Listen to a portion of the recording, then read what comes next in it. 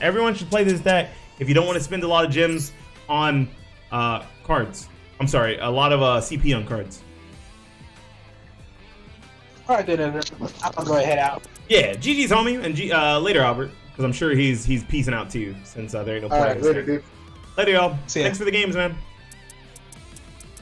Okay, so what I'm gonna tell you guys is you should always craft staples. So you should have these ashes and these maxis. The only super you can make and probably should make, right in the verb, is one of the pot cards, whether it's Pot of Duality, Pot of Prosperity, or Pot of Extravagance. You should, or even Pot of Desires. You should make one of the pot cards so that you can play these normal summon monsters and not have to worry, right? Now, the cards that are flex spots are these Trap Tricks and these Heavy Storm Dusters. These are supers you don't have to make. For a long time, I didn't play these. I actually played a third. I played a third Compulse. I played a Monster Reborn. I played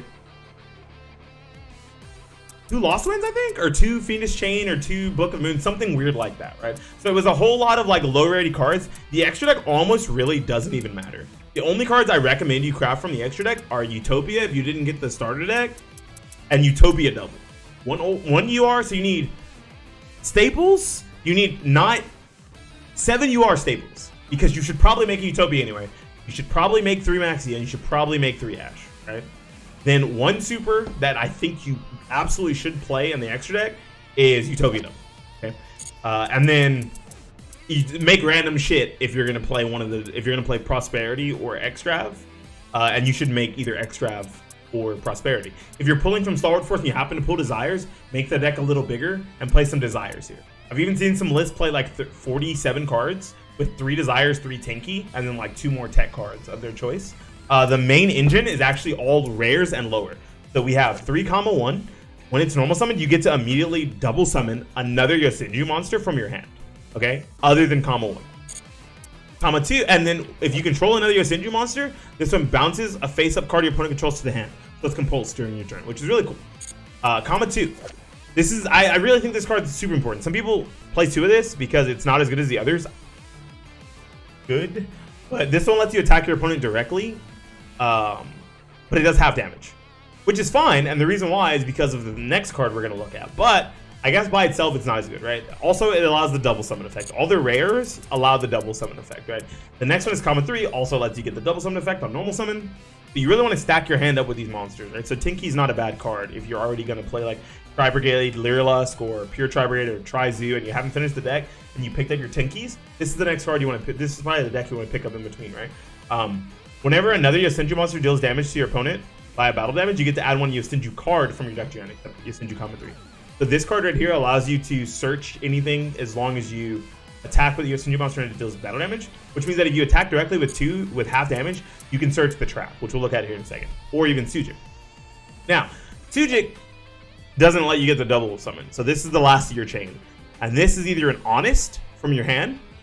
If it battles with an opponent's monster, you can make it gain 1,000 attack. Any other Yosenju monster, okay? Or if it's on the field, you can target a Yosenju monster field, including itself, make it gain 1,000 attack. So this becomes a 2,000 attack beater by itself, or it makes one of your other monsters either 28, 27, 26, 28, or 25. Or 20, yeah, 25. I was right, my bad, 25. This one becomes 25, this one becomes 28, comma 1 becomes 26. Cool. And then there's Isna. This is like the Disruptor / draw power, right? Because it has 2 different effects. This one also can't double summon. So this has to be the end of your chain. You have to choose between a Sujik or an Isna. I really like Isna. I almost want to play 3 Isna, 2 Sujik. But besides the point, because I'm playing a super stock list. Once returned to the end phase of this card's no summon returns to hand. Sucks. Oh well, but they all do that, right? You can only use each effect of Isna once per turn. You can discard this card. Wait, each effect? Wow, so if you draw 2 Isna, you can use both. You can discard this card. Your opponent can activate cards or effects when a Yosenju monster is normal or special summon. So this protects your monsters from things like Solemn Judgment, Solemn Warning, effect negation that stop you from special summoning. From normal summoning the next one, Torrential Tribute, Bottomless Trap Hole, right? Things like that. Isna is really good for that. And then if you have Isna on the board, if you control another Yosenju, you can activate this ignition effect and draw a free card. So that's pretty good too. So that means if you're ever attacking if you ever have Isna and comma 3 in rotation and you're actually dealing damage, you're getting a +2 every turn, which is really cool. I made the one Downrest of Pankratops because it just like it's a really big body. It's 2600, and it also allows you to what is it called? Elite Force an opponent's monster, right? That's pretty cool. One Regeki, why not? 3 of this, 1 of the Utopia double combo, double or nothing, 3 Torrential, 2 Compulse. I'd really rather be playing 3, but I really wanted to squeeze in heavy Storm Dusters. Maybe we'll play 41 cards. 2 heavy Storm Duster. Do I have 3? I do. 2 Trap Trick. Yeah, let's play 3. 2 Trap Trick. I do have 3, but I'm not gonna play 3. And then 3 Yosenju Sword Sting. Right, Trap Trick lets you get any normal trap directly from your deck and set it by banishing a trap of the same name. But that's the last trap card you can activate for the turn after this card resolves. After Trap Trick resolves. But you can chain something to Trap Trick and then activate Trap Trick, which is cool because it's after it resolves. Heavy Storm Dusters, just Twin Twisters, right? Destroy 2. But you can't conduct a battle phase. You're using this during your opponent's in phase almost all the time, right? Compulse removes a monster. Torrential is just Dark Hole, but when a monster is summoned. So, and the thing about this card is you never really have monsters on them. Torrential is just better than Dark Hole, right? It doesn't have to be proactive; it can be reactive.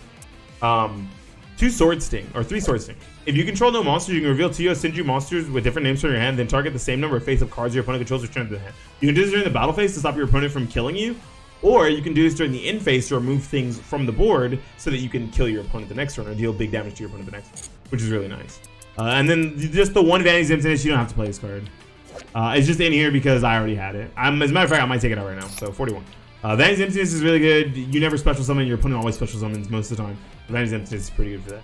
Nothing in the extract really matters. Like I said, just kind of throw in whatever you have. Rank 4s are really good in the deck, specifically Lightning Chidori, because it requires 2 wind monsters and it targets a set card the opponent controls, returns to the bottom of the deck, and then you can take a card, a face-up card they control, and spin it to the top of the deck. You can actually get rid of 2 cards with a card like Lightning Chidori, so it's like a must answer, right? If your opponent's cards are actually very good and like needed. Lightning Chidori is really good, right? So this is a card that they have to answer, and the Utopia double combo just kills them if they leave a monster with 2,000 or less attack on the field. There's one other card I recommend, and I recommend like having 2 of it if you're gonna actually play the extra deck variant. You want to have 2 of this. You want to have 2 Cowboy, because this just allows you to beat over your opponent's monsters that are really big, but that's less relevant. It allows you to burn your opponent for 800 damage. So if you can establish a really big board of like 4 Yosenju monsters and deal a fuck ton of damage and then double Cowboy them, a lot of times it just turns out to be game, which is really cool. I just didn't make them because they're URs and I don't feel like it. But if you're like going in super hard on this deck and you actually end up enjoying it, or you're enjoying other rank 4 decks, you may as well make the Cowboys. This deck's really sweet. I think this deck's cool. So, I mean, I made it to play with it, so it's worth making. Like, nothing in the deck is really expensive. The Heavy Storm Dusters, I ended up pulling them, but, like, you don't need Heavy Storm Dusters. These could just be, like, MSTs, which you get for free, right? And if you don't get them free, they're rares. And the Trap Tricks don't have to be in the deck. Those can be, like, a third of any other trap, or one of another trap or another spell if you, like, have another preference, like a Monster Reborn or something.